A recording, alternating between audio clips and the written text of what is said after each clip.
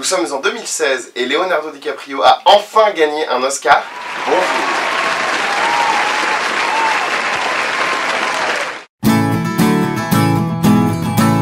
Mais si personne ne remet en question les qualités d'acteur de Leonardo DiCaprio, alors c'est peut-être la faute de ses costards. Et peut-être qu'avec Crêpe, Leonardo DiCaprio aurait déjà gagné un Oscar. Dois-je vraiment vous rappeler les qualités d'acteur de Crêpe? La joie, la tristesse, la peur,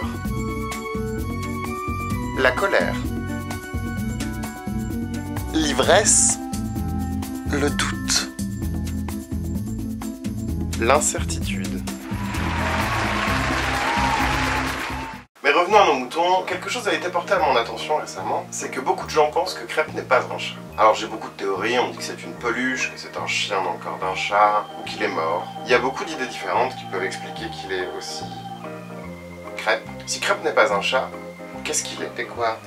Et Alexandre a émis une nouvelle théorie. D'après lui, Crêpe pourrait être un liquide. Alors on va vérifier ça tout de suite, grâce à un test tout à fait scientifique que j'ai moi-même inventé. Pour commencer, quelle est la définition d'un liquide?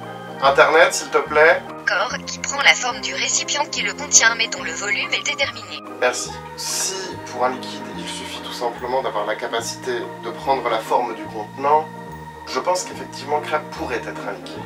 Mais il faut le vérifier. Corps dont on connaît le volume. Oui, Crêpe est gros. Alors on est liquide. On est liquide. Ah, je te serre la patte. Oh non, serre-moi la patte, serre-moi la patte. Respecte-moi. Premier test, la corbeille. Allez, allez, on l'enfile, c'est comme un pyjama. Voilà. Ah.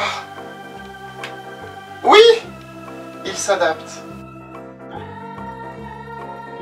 Puis surtout, il remplit la corbeille. Premier test concluant. Transvasons notre liquide dans un récipient plus petit pour voir s'il déborde. La magie des liquides. Second test, assez concluant. Et en plus, comme un vrai liquide, il coule. Ah, il coule. Changeons de forme pour le troisième test. C'est merveilleux, il s'adapte à tout.